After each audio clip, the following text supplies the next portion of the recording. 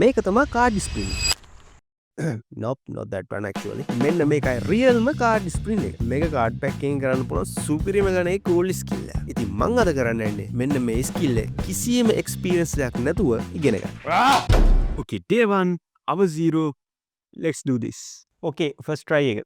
කොහොමද මේක මෙහෙම නමලා. Nice.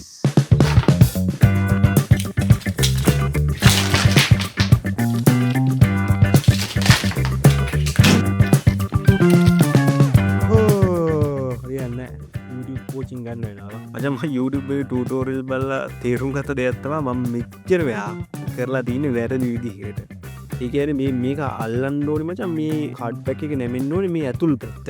ඒ කියන්නේ මේ මම කලින් කරේ මේක පිටට මේක දුන්නක් වගේ මම සිංගාල යනවා කියලා මම හිතුවේ. එහෙම නෙමෙයි. මේක තියෙන්න ඕනේ මේ පැත්තට. සහ මේ මහ බඩ ඇඟිල්ලෙන් තමයි ෂූට් කරන්නේ. ෂූට් කියන්නේ නිකන් අර කාඩ් එක රිලීස් කරන්නේ ඒකෙන්නේ. මට මේක මාරි ස්මූත් නෙවා. කලින් එක නිකන් මේ එකපාරම නිකන් මල්ලිඩිල්ලක් වගේ පුක් ගාලා හැමතැනම යනවා. මේ ස්මූත් බා. නයිස්. අපේ දවසේ පළවෙනි ඉම්ප්‍රූව්මන්ට් එක.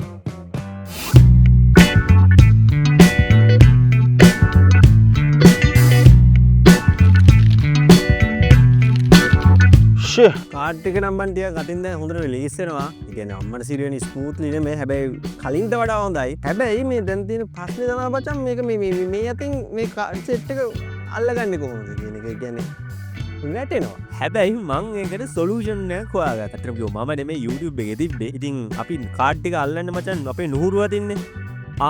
by the way මචන් මම මගේ නුහුරුව අතෙන් ලියන්න try කරා. හැබැයි ඒක හිතුව තරම් ලේසි උනේ නැහැ. ඔයාගේ බැලුවේ නැත්තම් මම link එක දාලා තියන්න.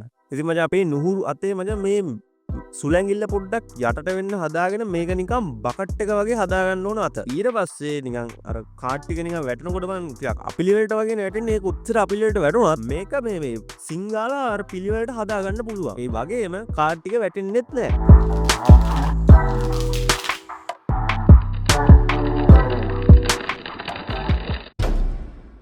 දැන් මම දවස් 3ක් විතර මේ කාඩ් කුට්ට මේ ස්ප්‍රින් එක පුරුදු වෙනවා. දැන් යම් කිසි ඉම්ප්‍රූව්මන්ට් එකක් තියෙනවා. ඒ කාඩ් ටික රිලීස් කරලා අනිත් අතින් අල්ල ගන්න පුළුවන්. හැබැයි දැන් ආව අලුත්ම ප්‍රශ්නයක්. ඒ තමයි මෙන්න මේ කාඩ් නිකන් පෙඟිච්ච පපටක් වගේ වෙනවා. මම කාඩ් පැක් 3ක්ම ගත්තා.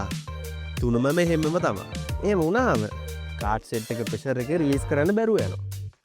ඉතින් ඒකට සොලියුෂන් එකක් විදියට මම ගත්තා මෙන්න මේ ප්ලාස්ටික් කාඩ් කුට්ට. මචං මේ කාඩ් කුට්ටම ඇත්තටම මරු මම මේක පළවෙනි පාට යූස් කරපු වෙලාවෙත් පුදුම වුණා. විශේෂයෙන් මේ කාඩ් සෙට් එක මචං මාර ප්‍රෙෂර් එකකින් අනිත් අතට යන්නේ මේ ස්ප්‍රින් එක කරද්දි. ඒ වගේම කාඩ් එකිනෙක අතර ඇලෙනවත් අඩුයි. ඒ වගේම විශේෂයෙන්ම මේ කාඩ් නැමෙන්නේ නැහැ. ඒ කියන්නේ නැමෙනවා අඩුයි. ඒ කියන්නේ මේකේ මේ හොඳ විතරම තියෙන්නේ. මොකද මේ කාඩ් වල පොඩ්ඩක් ඝනකම වැඩි හින්දා ස්ප්‍රින් එක විශේෂයෙන්ම ස්ප්‍රින් එක ප්‍රැක්ටිස් කරද්දි පොඩ්ඩක් මේ මහපට ඇඟිල්ලේට අමාරුවක් දැනෙනවා. හැබැයි ඒක ප්‍රැක්ටිස් කරලා හුරු වුණාම නම් ගානක් නැහැ. ඉතින් මචං මම මේක ගත්තේ දරාස් එකේ. ඔයා මේ කාඩ් කුට්ටම රාස නම් මම ලින්ක් එක පල්ලෙන් දාලා දෙන්නම්. ඔයා ගිහිල්ලා බලලා ගන්න.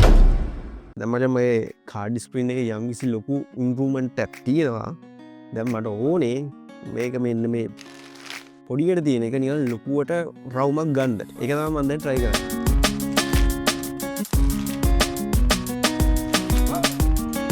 අමාරු පාට්ටය තමයි මේ කාඩ් ටික ඇහිල්ලේ. shit කාඩ් ස්ක්‍රීන් එකේ මට ලස්සන වර්ෂන් දෙකක් තියෙනවා. එකක් කොහොම මේකයි අනිත් එක මේක අරන් ඔහොම ගන්න එක.